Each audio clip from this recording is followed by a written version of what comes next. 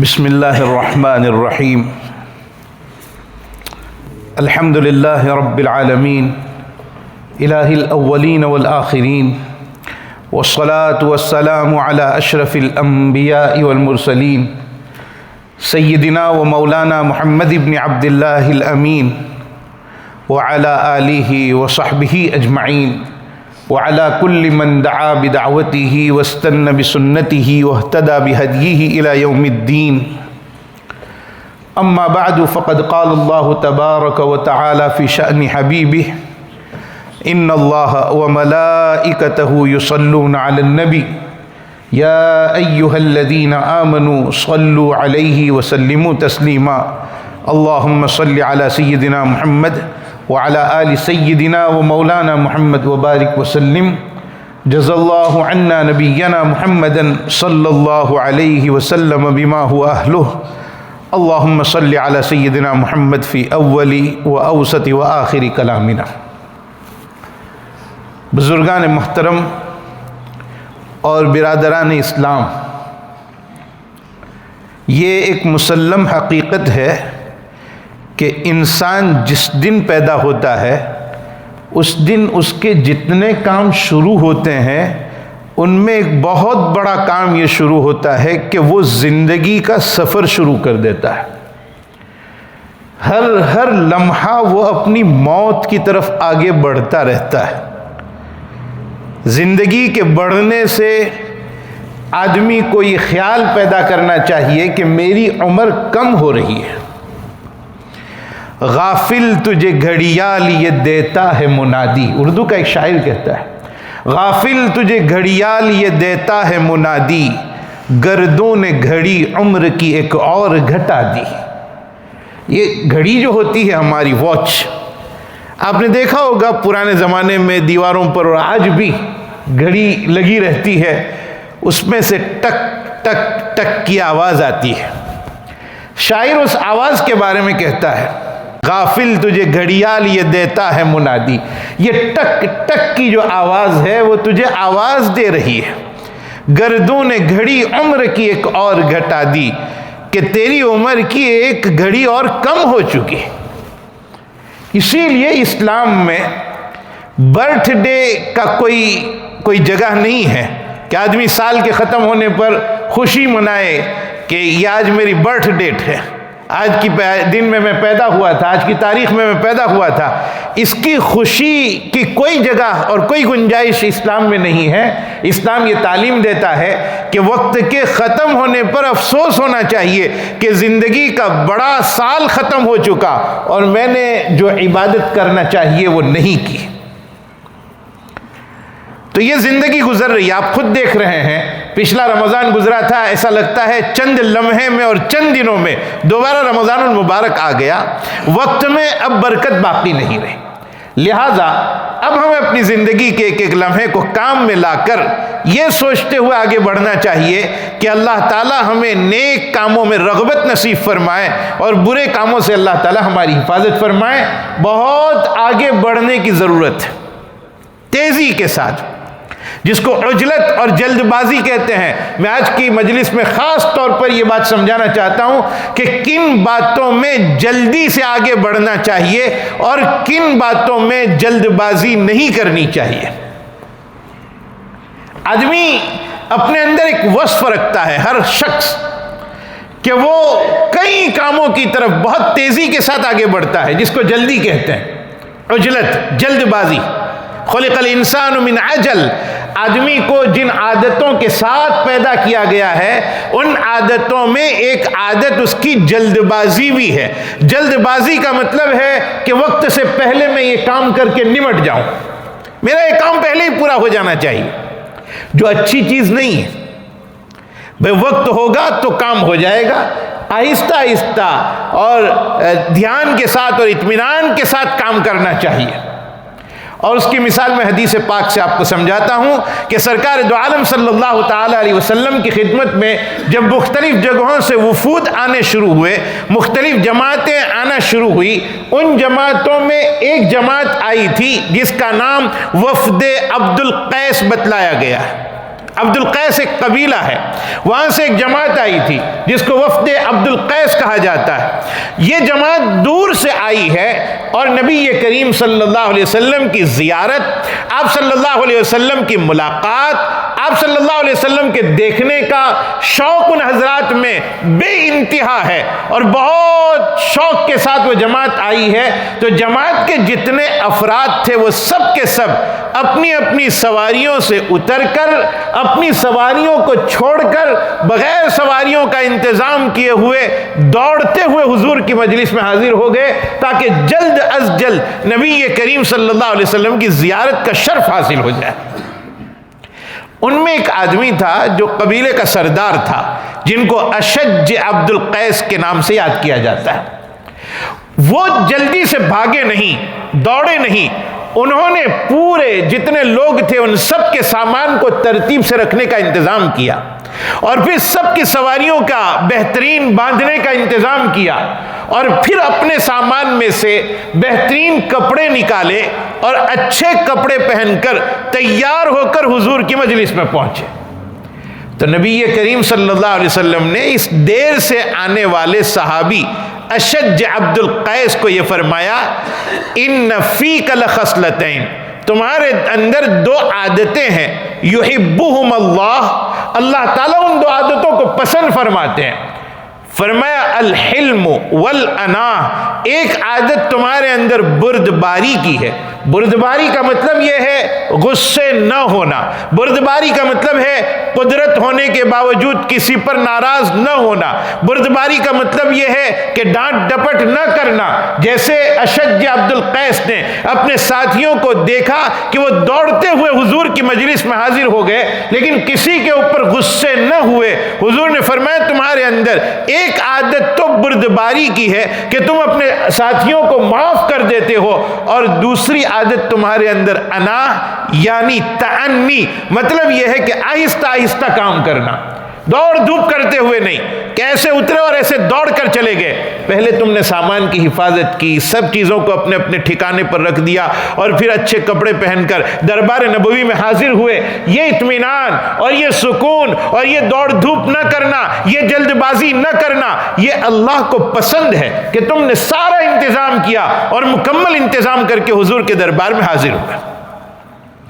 معلومات جلد بازی سے کام نہیں کرنا چاہیے، اطمینان کے ساتھ کام ہونا چاہیے، طمانینت، عافیت، ہر چیز کو ساتھ رکھ کر۔ نبی کریم صلی اللہ تعالیٰ علیہ وسلم کے دربار میں ایک صحابی آئے اور آ کر کہا اللہ کے نبی میں اونٹ پر سوار ہو کر آیا ہوں اور اونٹ باہر چھوڑ دیا ہے، میں اونٹ کو باندھ کر آپ کے دربار میں آؤں یا اللہ پر بھروسہ کر کے چھوڑ دوں؟ حضور صلی اللہ علیہ وسلم نے فرمایا پہلے اونٹ کو باندھو اور پھر اللہ پر بھروسہ کرو، اللہ حفاظت فرمائیں گے۔ معلوم ہوا کام آہستہ آہستہ اپنے نہج کے مطابق، اپنی ترتیب کے مطابق، سکون کے ساتھ، اطمینان کے ساتھ۔ تعجیل کار شیطان است، فارسی زبان میں کہا گیا ہے جلد بازی یہ شیطان کا کام ہے، انسان کا کام نہیں۔ اور ایک مثال میں قرآن کریم سے آپ کو دیتا ہوں۔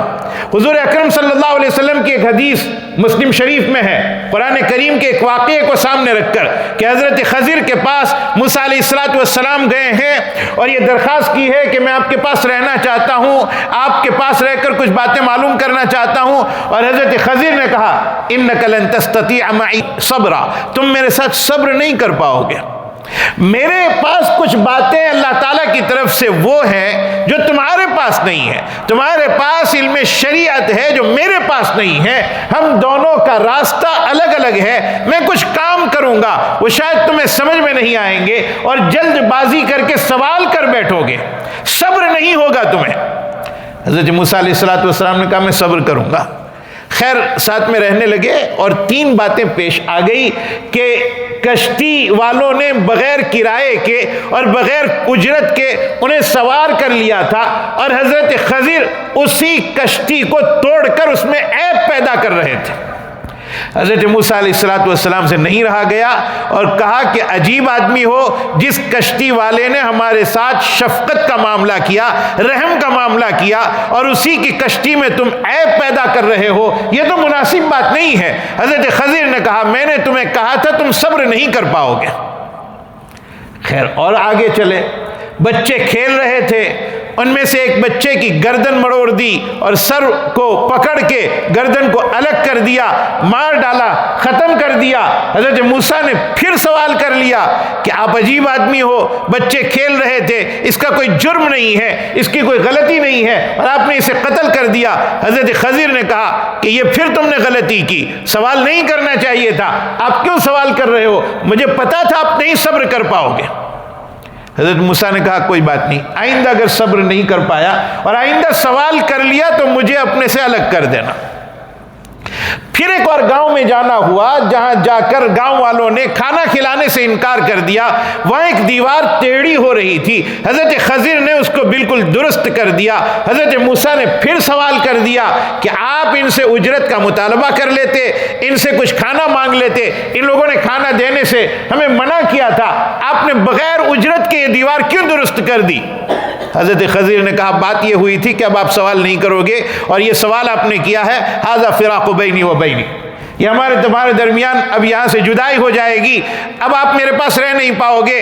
یہ واقعات ذکر کرنے کے بعد سرکار دو عالم صلی اللہ تعالی علیہ وسلم ایک بات ارشاد فرماتے ہیں، مسلم شریف کی روایت میں وہ الفاظ موجود ہے، نبی کریم صلی اللہ تعالی علیہ وسلم فرماتے ہیں کہ رحم اللہ موسیٰ، اللہ تعالیٰ رحم فرمائے موسیٰ علیہ السلام پر، لو صبر، حضرت موسیٰ اگر صبر کرتے، یعنی سوال کرنے میں جلدی نہ کرتے، جلد بازی نہ کرتے، صبر کرتے، ٹھہرے رہتے، تو جیسے یہ تین باتیں معلوم ہوئی جس کی خضر علیہ السلام نے وضاحت کی ہے کہ بھئی کشتی میں عیب اس لیے کر دیا کہ بادشاہ اچھی کشتی کو باہر بیٹھا ہوا لے لیتا تھا، وہاں کا ذمہ دار لے لیتا تھا، بچے کو اس لیے قتل کر دیا کہ آگے چل کر یہ اپنے ماں باپ کے لیے وبال جان بننے والا تھا، دیوار اس لیے درست کر دی کہ یہ یتیم بچوں کی دیوار تھی اور خزانہ چھپا ہوا تھا، اگر یہ دیوار گر جاتی گاؤں کے لوگ اس کا خزانہ لے لیتے، میں نے یہ کام اس لیے کیے۔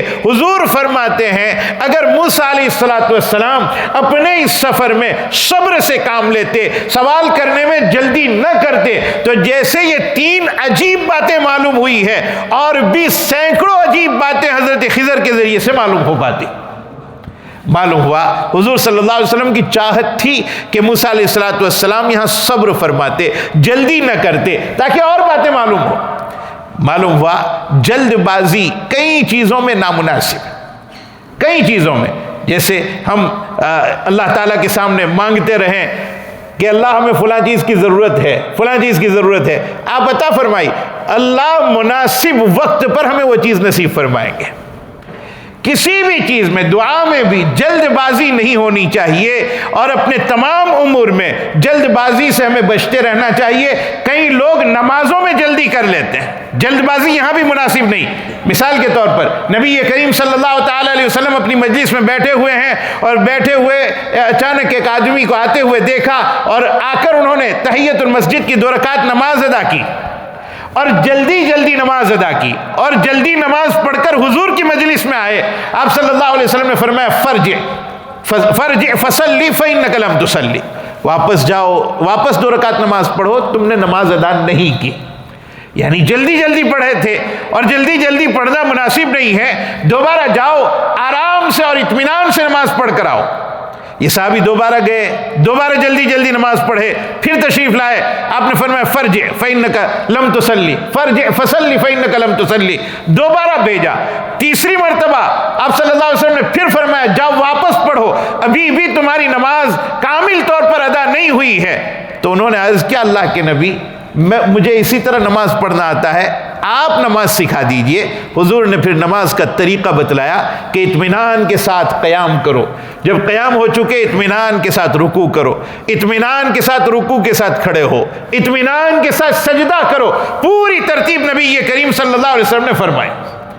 معلوم نماز میں جلد بازی نہیں، اطمینان کے ساتھ ہر چیز کو ادا کیا جائے۔ بعض لوگ امام کے پیچھے نماز پڑھتے ہوئے جلد بازی کرتے ہیں، جس کی وعید شدید سرکار دو عالم صلی اللہ تعالی علیہ وسلم نے فرمائی کہ ایک امام رکوع میں جا رہے ہیں، کچھ لوگ ان سے پہلے رکوع میں چلے جاتے ہیں، امام سجدے میں جا رہے ہیں، کچھ لوگ ان سے پہلے سجدے میں چلے جاتے ہیں۔ نبی کریم صلی اللہ تعالی علیہ وسلم نے فرمایا کہ تمہیں ڈر نہیں لگتا کہ امام سے آگے بڑھنے میں کہیں تمہارا سر یا چہرہ گدھے کے مانند کر دیا جائے۔ معلوم ہے جلد بازی مناسب نہیں. تو یہ وہ چیزیں ہیں جہاں جلد بازی سے منع کیا گیا ہے. جلد بازی سے منع کیا گیا. زندگی کے تمام امور میں اطمینان کے ساتھ، عافیت کے ساتھ اپنے کام کو انجام دیا جائے. لیکن آج چونکہ رمضان المبارک اب بالکل قریب ہے، چند گھنٹوں کے بعد انشاءاللہ رمضان شروع ہو جائے گا، تو میں یہ بتلانا چاہتا ہوں کچھ چیزیں ایسی ہیں کہ جس میں جلد بازی ہی سے کام لینا چاہیے. اب تک جو باتیں بیان کی وہ یہ کہ یہاں جلد بازی نہیں کرنا ہے، لیکن کچھ چیزیں ایسی ہیں جہاں جلد بازی ہی سے کام لینا چاہیے. جتنا ہو سکے وہ جلدی کام کر لینا چاہیے. مثال کے طور پر کسی کا حق ہمارے ذمہ ہے، ہمیں اس کے ادا کرنے میں تاخیر نہیں کرنی چاہیے. کسی سے ہم نے قرض لیا ہے، پیسے لیے ہیں، اللہ تعالیٰ نے وسعت عطا فرما دی اور اب ہم دے سکتے ہیں، تو اس کی ادائیگی میں تاخیر نہیں کر سکتے ہیں. جتنا ہو سکے جلد از جلد ادا کر دینا چاہیے.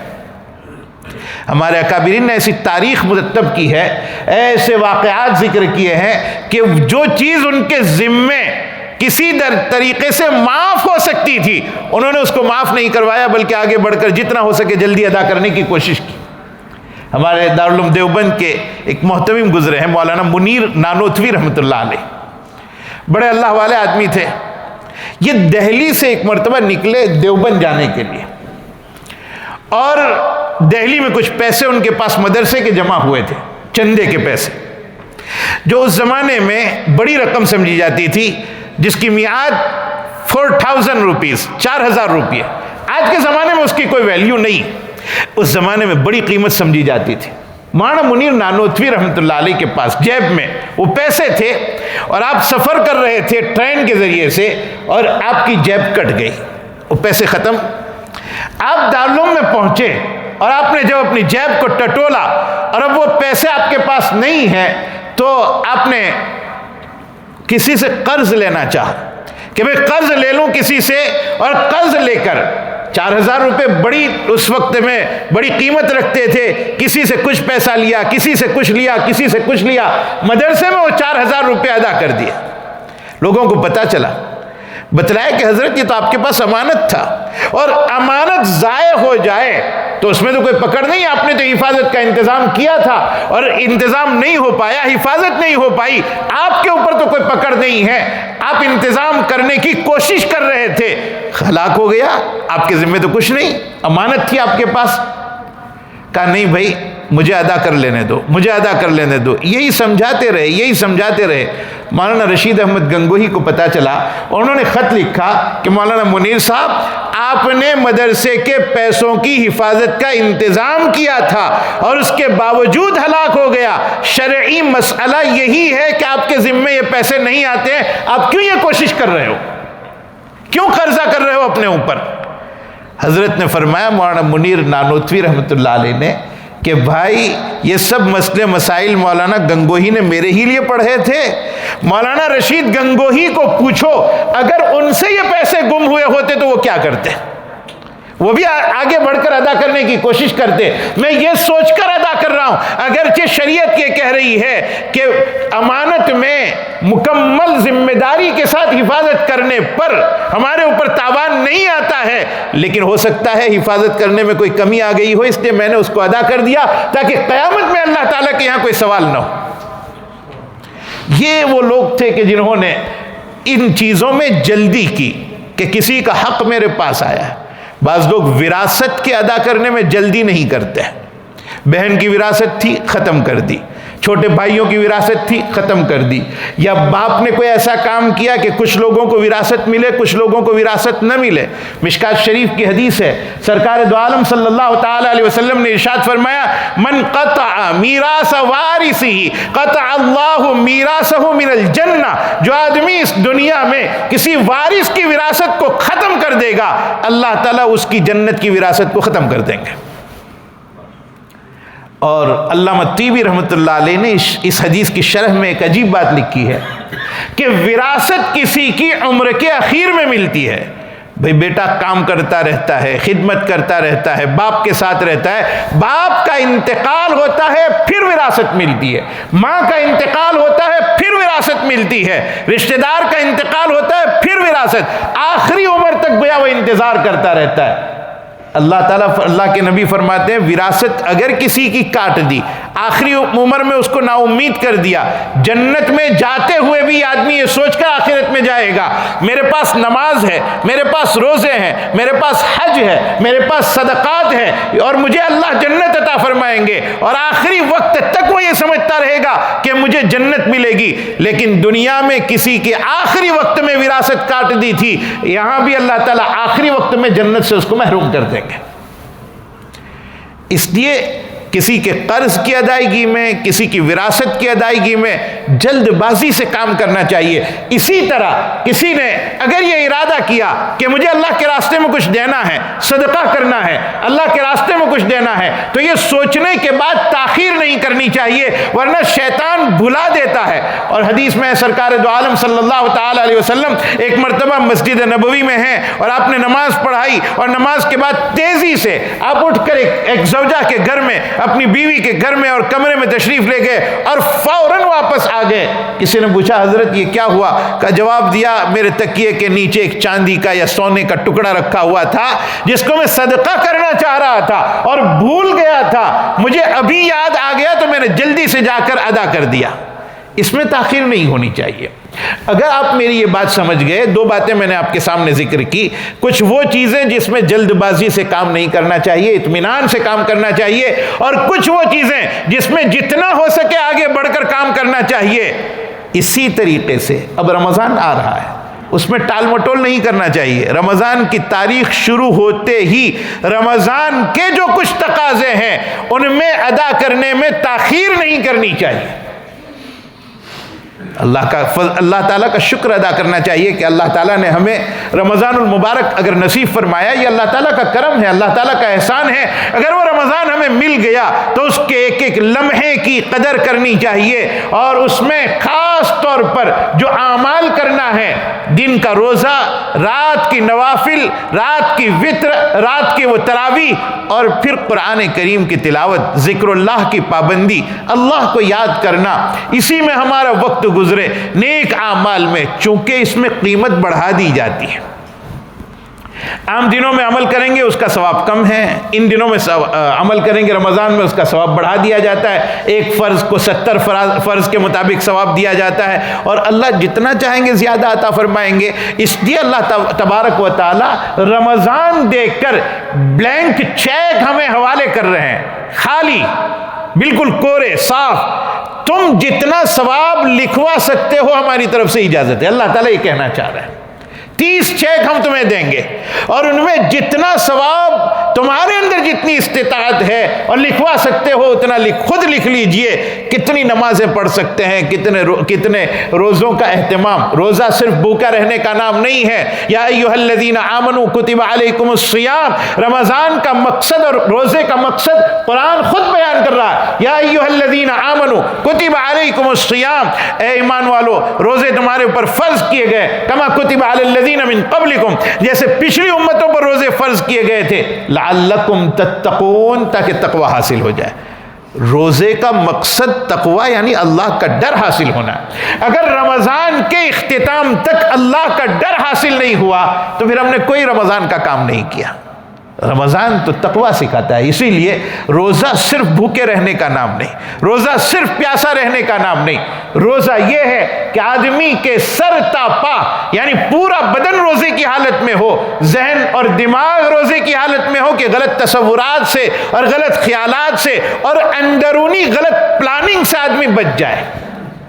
کسی کے بارے میں غلط تصور، کسی کے بارے میں غلط سوچنا، کسی کے بارے میں غلط باتیں کرنا، یہ دل دماغ کا روزہ ہونا چاہیے کہ غلط تصورات سے آدمی بچ جائے۔ زبان کا روزہ ہو، آدمی غیبت سے بچ جائے۔ اور میں اکثر کہا کرتا ہوں کہ آدمی جب رمضان المبارک میں روزے کا ارادہ کر لے، سحری کے وقت میں، اس کے ساتھ یہ بھی ارادہ کر لے کہ اللہ میں اب روزے کی حالت میں ہوں، اور بالخصوص روزے میں اور بالعموم تمام اوقات میں اپنی زبان کو میں غیبت سے بچاؤں گا، اپنی نظر کو بدنگاہی سے بچاؤں گا، اپنے ہاتھ پیر کو غلط کاموں سے میں بچاؤں گا۔ یہ ارادہ کر لے، السعی منا والاتمام من اللہ، کوشش کرنا یہ ہمارا کام ہے، اور ان کوششوں کو پورا کرنا، بار آور کرنا، نتیجے تک پہنچانا یہ اللہ کا کام ہے۔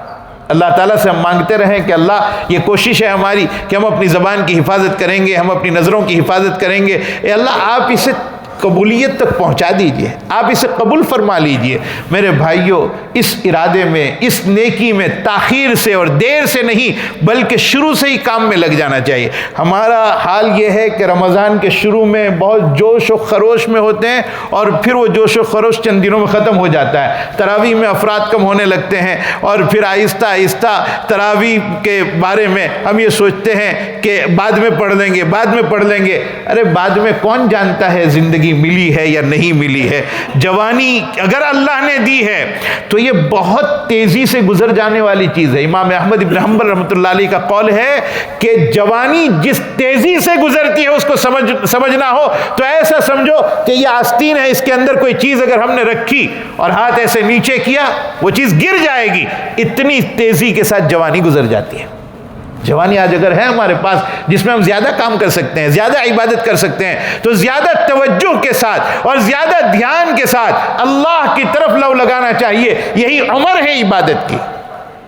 بڑھاپے میں آدمی سوچنے کے باوجود کئی کام نہیں کر پاتا ہے۔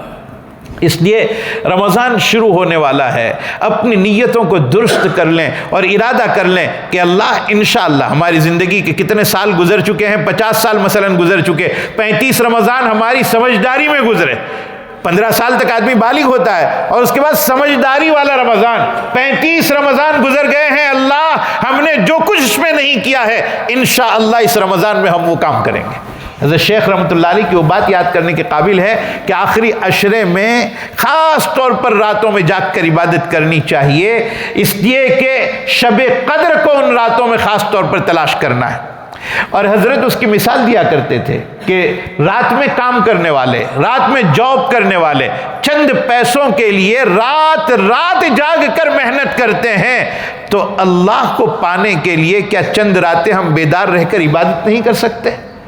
راتوں میں جاگ کر اللہ تعالیٰ کو منا لے۔ بھائی کسی رات ہم نے 2 رکعت نماز پڑھی پکے ارادے کے ساتھ، خلوص دل کے ساتھ، اخلاص الہیت کے ساتھ، اور اتفاق یہ ہوا کہ وہی رات شب قدر ہے، تو ہم نے پڑھی ہے 2 رکعت، لیکن قرآن کی تبشیر و بشارت کے مطابق 1000 مہینے تک وہ 2 رکعت پڑھنے کا ثواب ملتا رہے گا۔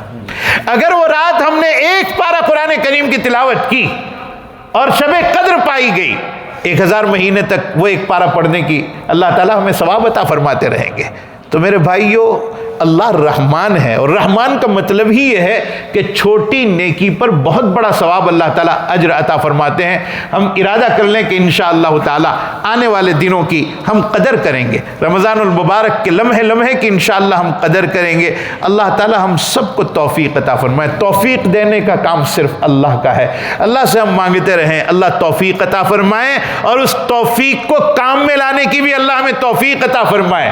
سستی میں بڑا زمانہ گزر گیا، غفلت بہت بری وبا ہے، آدمی غفلت کی وجہ سے کئی ثواب کے کام سے پیچھے رہ جاتا ہے۔ اللہ تعالیٰ ہمیں عمل کرنے کی توفیق عطا فرمائے، اللہ تعالیٰ ہمیں زندگی کے لمحے لمحے کی قدر کرنے کی توفیق عطا فرمائے۔ این دعا ازمن و از جملہ جہاں آمین بعد، وآخر دعوانا الحمدللہ رب العالمین۔